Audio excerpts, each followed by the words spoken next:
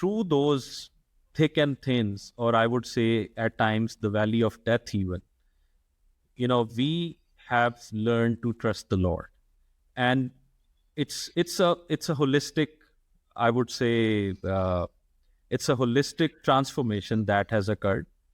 And when you see people from other faiths resonating the same values that come from the faith driven philosophy, that's when you realize that these values are something that these people want to live with. As I'm listening to what you're sharing, I think about, we have, even though people may not know Christ, there is written in their heart a certain sense of God's character, a certain sense of who God is and what he expects. And even unbelievers know what is right and wrong. They may not choose what is right or wrong, but they know. I mean, Paul says everybody has this in them.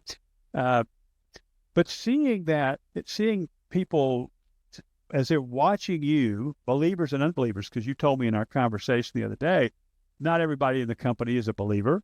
There are unbelievers who work there and see all this. How do they respond? I think they must embrace it because they stay, but do they connect it to Jesus Christ?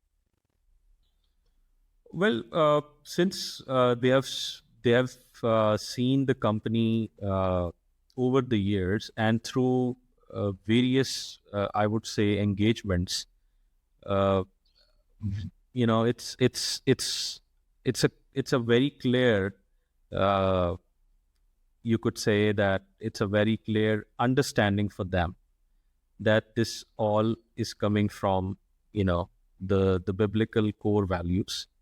And these, and at times we often say this, that in a situation where a normal person would just go and try to win the contract. I mean, this is what we are here for, and this is our the part of our job.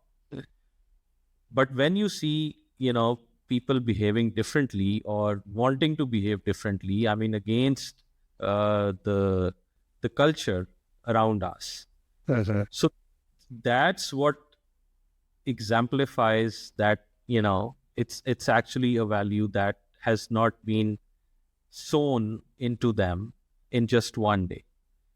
And it's quite obvious because we have seen people you know coming to us telling us that since you are following the Christ, so we understand that this is something that is not going to work, even to the point that there are some particular contracts where people would not, I mean, they would avoid coming to Zoe because they know that they cannot have these conversations openly with us.